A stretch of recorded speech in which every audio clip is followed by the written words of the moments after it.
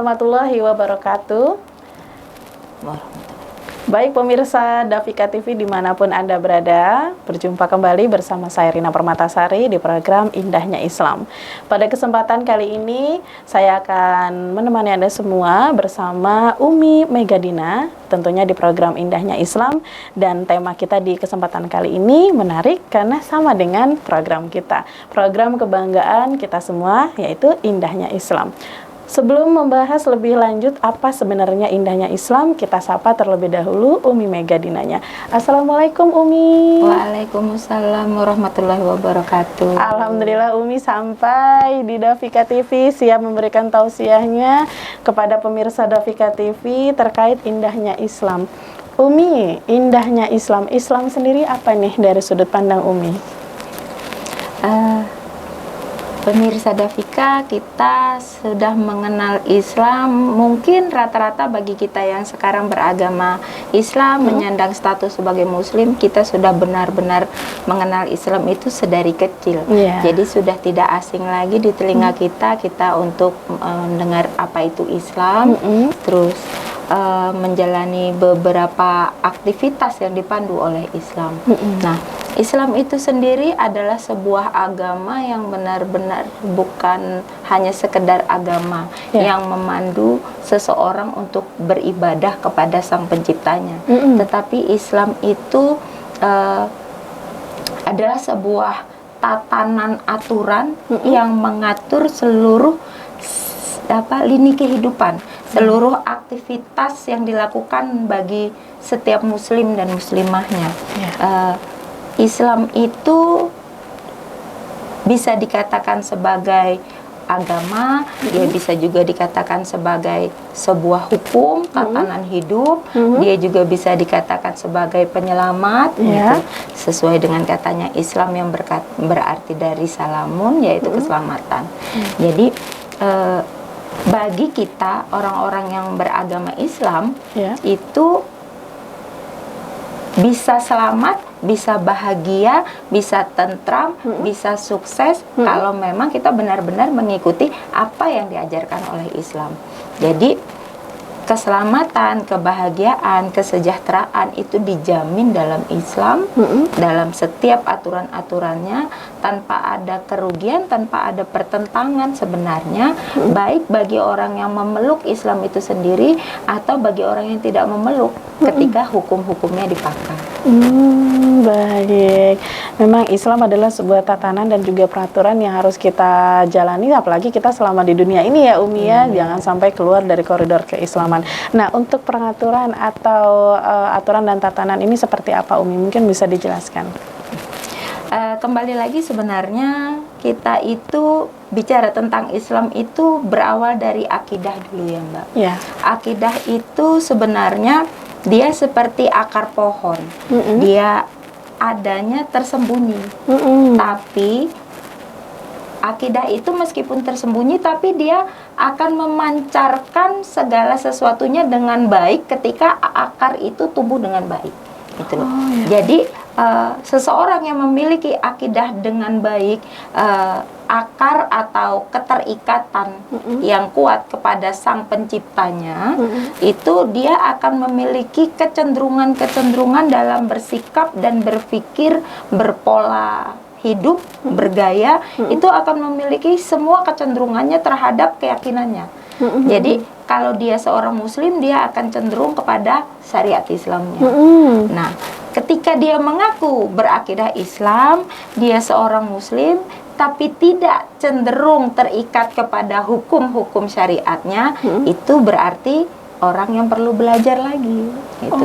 Jadi ketika mereka itu menganggap saya muslim, saya Islam, tetapi saya netral, agama yang lain pun saya akui itu benar, gitu kan. Karena dalam Islam itu kita diajarkan untuk benar-benar hanya mengakui Islam adalah agama yang paling diridhoi oleh Allah. Iya, Masya Allah. Tidak ada ajaran yang mengatakan semua agama itu benar, yang diajarkan itu semuanya benar. Memang semua agama mengajarkan kebaikan, tapi tidak semua agama mengajarkan menyembah kepada Allah yang esa. Gitu. Jadi Allah itu haknya hanya satu. Dia hanya ingin dijadikan sesembahan satu-satunya. Dia hanya ingin dijadikan sebagai pemandu satu-satunya. Ketika Allah menurunkan panduannya yang diwahyukan dan dibukukan dalam kitab yaitu Al-Quran, itu Allah hanya ingin, dia sudah jelas memberikan peraturannya. Ini loh aturannya, ini loh hukumnya, gitu loh. Jadi ini panduannya. Kalau itu yang dijalankan, perintah-perintah itu dijalankan, Allah akan memberikan hadiahnya, yaitu surga. Ketika panduan itu tidak dijalankan, perintah tidak dijalankan, larangan tidak dijauhi, Allah akan memberikan hukumannya, yaitu siksanya, neraka. Jadi Allah itu amat tegas, yang ini menjadi bagian dari keimanan dari seorang muslim yang memang harus benar-benar diyakini. Rusak keimanan seseorang ketika dia tidak meyakini bahwasannya setelah dia mati ada hari pembangkitan, ada hari perhitungan, yaumil hisab, gitu kan. Setelah itu akan diberi hadiah atau siksa, gitu kan. Setelah dihisab perhitungan dalam setiap perilaku, setiap ucapan, setiap perbuatan oleh seorang muslim di muka bumi ini, setiap detiknya akan diperhitungkan. Rusak imannya, rusak akidahnya itu ketika dia tidak meyakini itu, bahwasannya setelah mati akan dibangkitkan. Nah, dari keyakinan yang harus kita tancapkan itu bahwasanya hanya Allah lah Tuhan satu-satunya yang berhak kita sembah. Keyakinan itu akan memancarkan aturan. Ya, aturan itulah yang disebut dengan syariat Islam. Jadi kecenderungan bagi seorang muslim untuk terikat pada aturannya.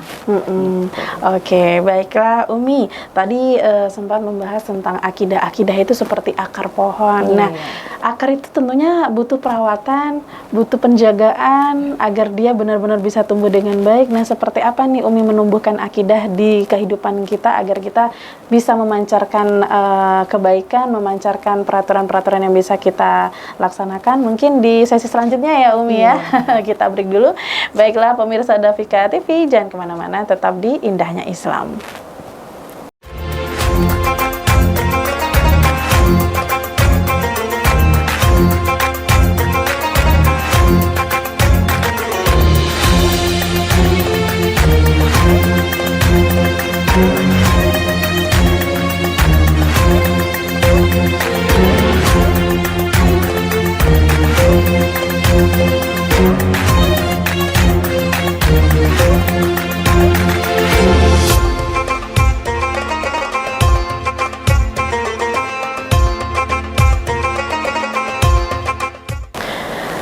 Baik pemirsa Dafika TV, masih di Indahnya Islam bersama Rina dan juga Umi Megadina.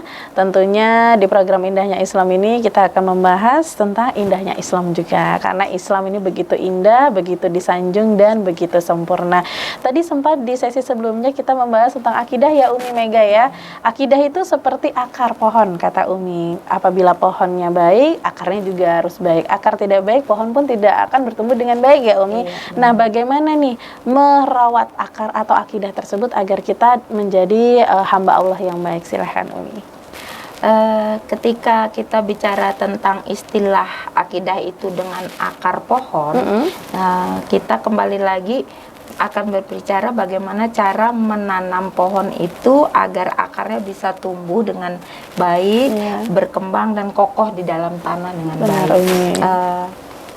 Bicara tentang akidah atau keyakinan, kita pun harus mempelajari akan ada 3 pertanyaan besar dalam hidup manusia yang ketika pertanyaan ini selesai, maka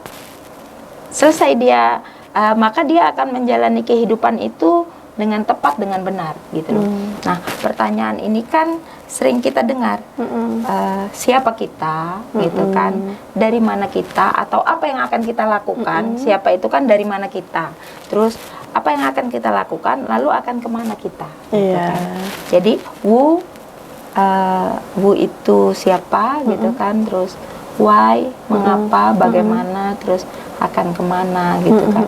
Itu sebuah pertanyaan yang sepertinya sering kita mendengarnya, apalagi di masa-masa remaja, masa-masa ABG, biasanya banyak orang memberikan nasihat seperti itu kepada anak-anak remaja tersebut.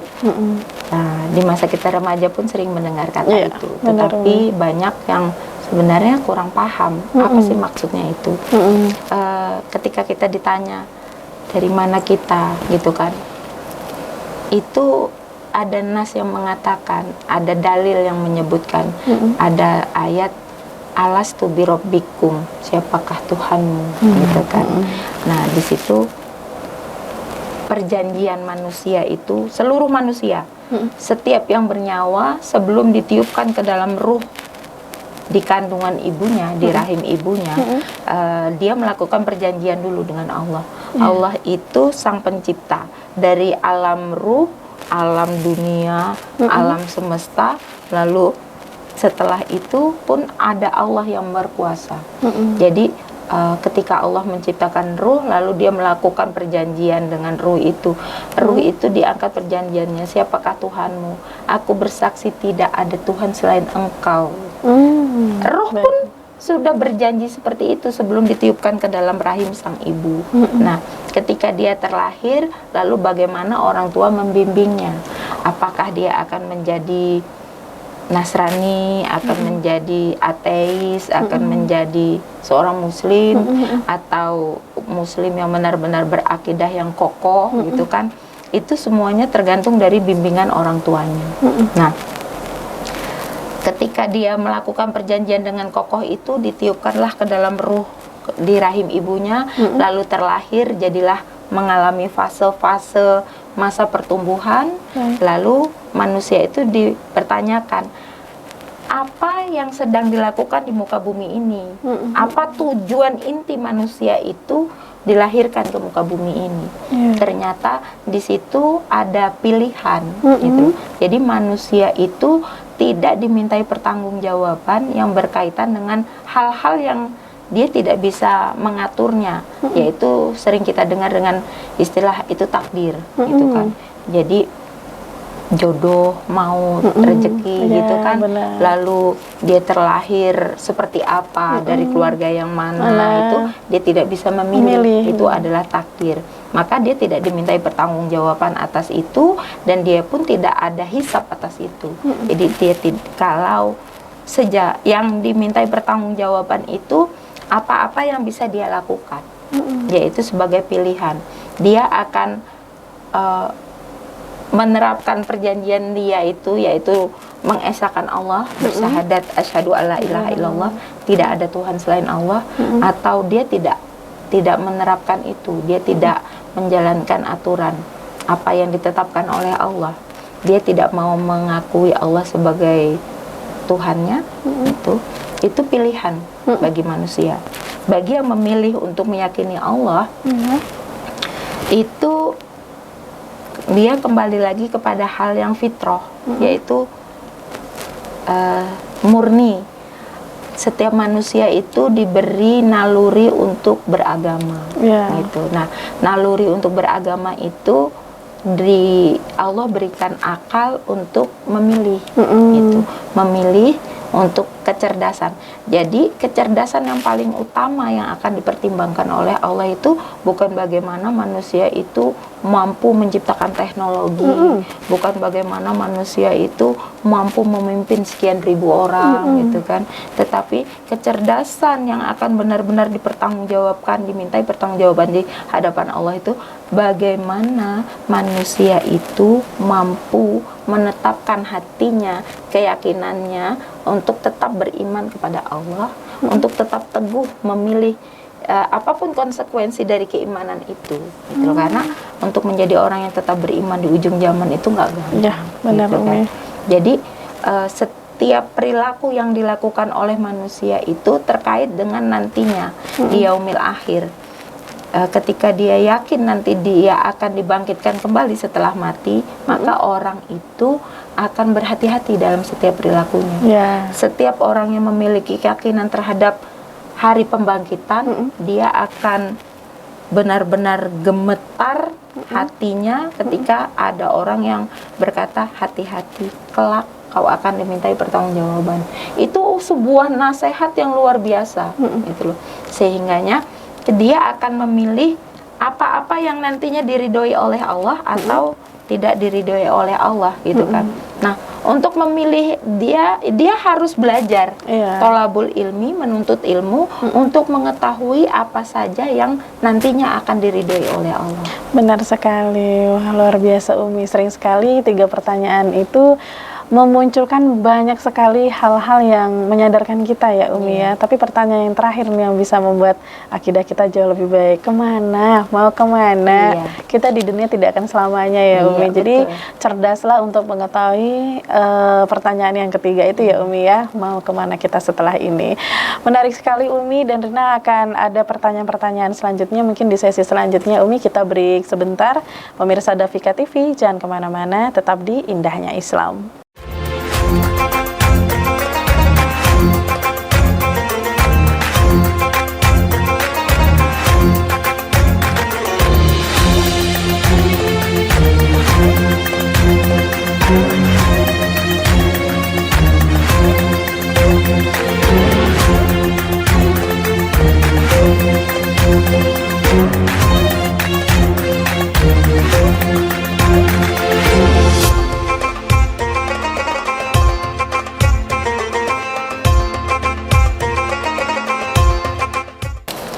Pemirsa Dafika TV dimanapun Anda berada, masih bersama saya Rina dan juga Umi Megadina di program Indahnya Islam dengan tema Indahnya Islam. Tadi ada 3 pertanyaan yang membuat Rina pribadi pun ikut iya ya gitu. Jadi kemana nih kita setelah ini ya? Dan kita ini sudah ada di fase yang pertanyaan kedua. Dari mana? Mau ngapain nih di dunia? Mau melakukan apa? Mau mengikuti syariat Islam atau tidak? Ada 2 pilihan nih tadi kata Umi ya. Terus tinggal 1 pertanyaan lagi di kehidupan Rina ya Umi ya. Mau kemana setelah ini? Maunya sih ke tempat yang indah ya Umi, ke surga. Mudah-mudahan insya Allah, amin. Nah Umi, untuk yang pertanyaan ketiga ini tadi kita sempat break, mungkin bisa Umi lanjutkan Umi. Menyambung dengan sesi yang sebelumnya, yaitu kita itu punya kewajiban untuk belajar agar kita tahu apa saja sih yang Allah perintahkan, apa saja yang Allah larang.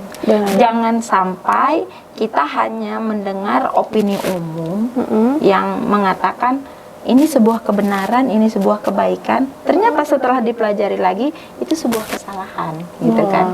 Banyak sekali pemahaman-pemahaman yang keliru di tengah-tengah masyarakat yang perlu diperbaiki. Bagaimana memperbaikinya? Setiap diri seorang muslim punya kewajiban untuk tholabul ilmi terhadap dirinya.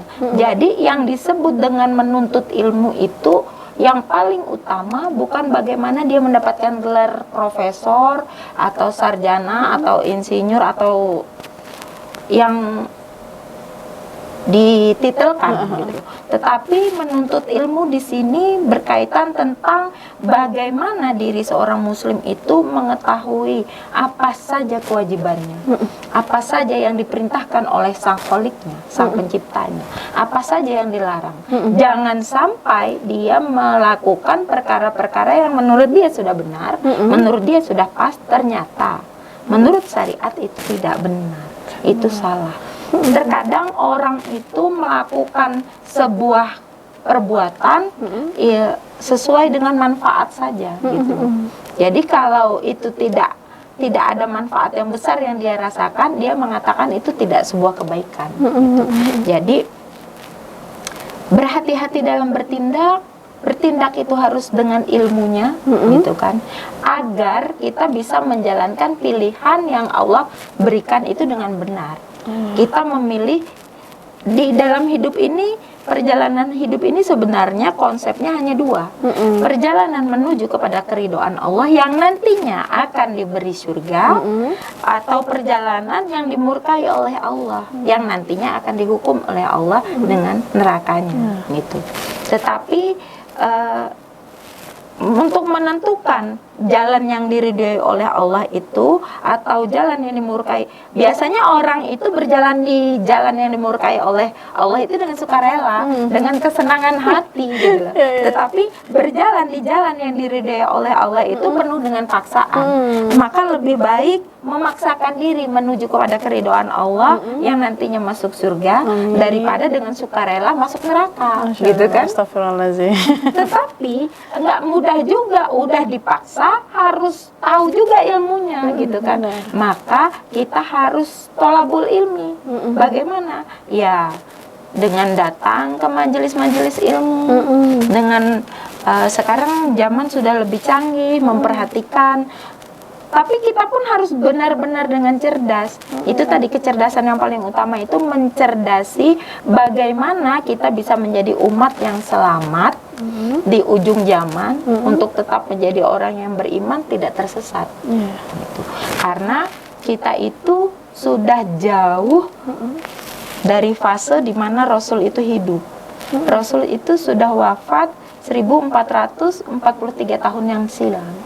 Bukan, 1438 tahun yang silam. Kurang lebihnya di fase itulah. Kita sudah jauh dari panutan yang paling utama Rasulullah itu.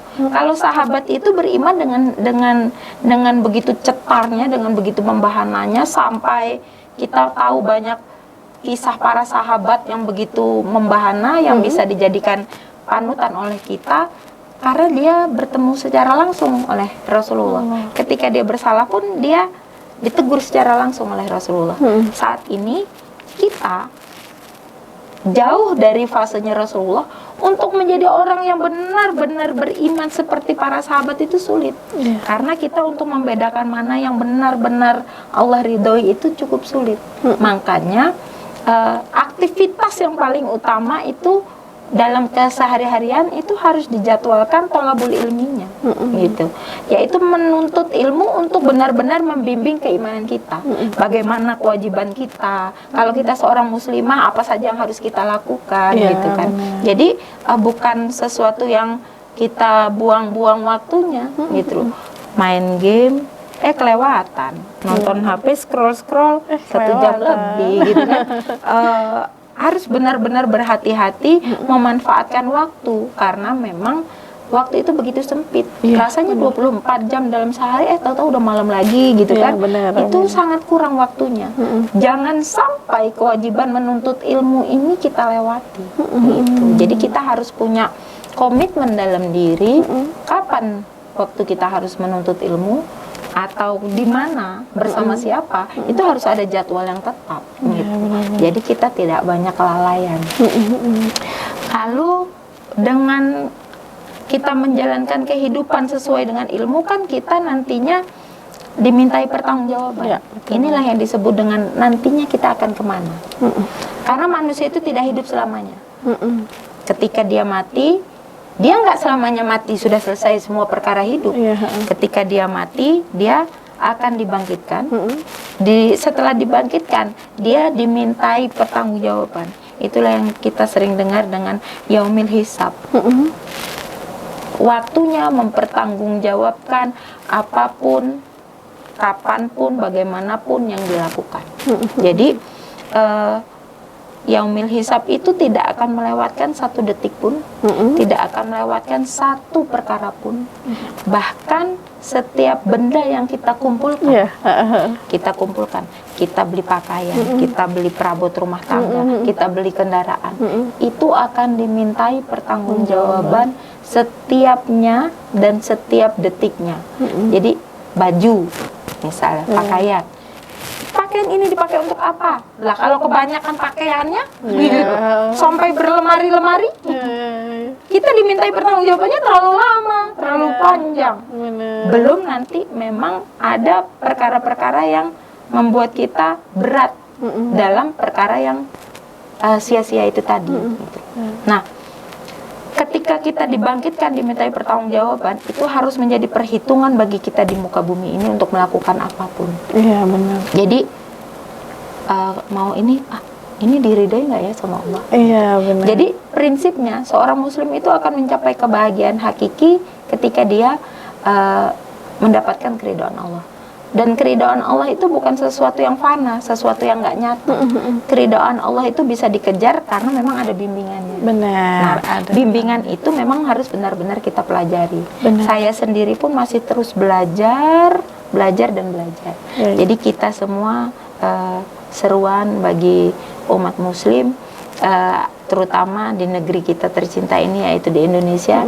Jangan sampai kita merasa sudah hidup di negeri yang mayoritas Muslim, ternyata kita tidak tahu apa itu Islam, apa itu yang Allah ridhoi, sampai kita melakukan amalan-amalan perbuatan yang menurut kita sudah benar, ternyata Allah nggak ridho.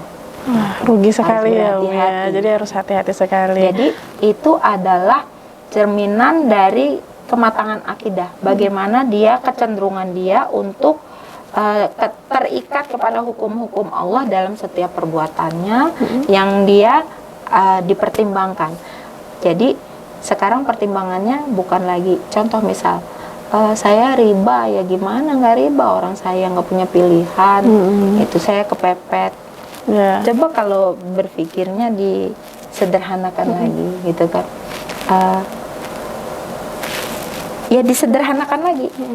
Kita bilang kita kepepet dalam kebutuhan yang itu. Kalau yang itu nggak kita pakai juga nggak apa-apa mungkin. Ya, jadi sederhanakan cara berpikir, jangan terlalu banyak keinginan. Dulu saya pernah dinasehati di awal-awal pernikahan, itu dinasehati oleh salah satu guru ngaji saya, katanya, jadi istri itu nggak boleh kebanyakan keinginan, nggak boleh kebanyakan permintaan, karena memang penghasilan suami saya tidak banyak, gitu kan. Jadi dinasehati gitu. Oh ternyata sekarang saya baru ngerti, iya kebanyakan permintaan itu membuat kita stres sendiri, yang ujung-ujungnya menyepelekan hukum Allah itu tadi. Ya aku kepepet gimana lagi, gitu kan. Benar. Gitu. Jadi berhati-hati ketika kita dalam bertindak, jangan sampai harta yang kita kumpulkan, anak-anak yang kita besarkan itu justru menjerumuskan kita ke dalam neraka. Nauzubillah min dzalik. Wah, Umi, makasih sekali.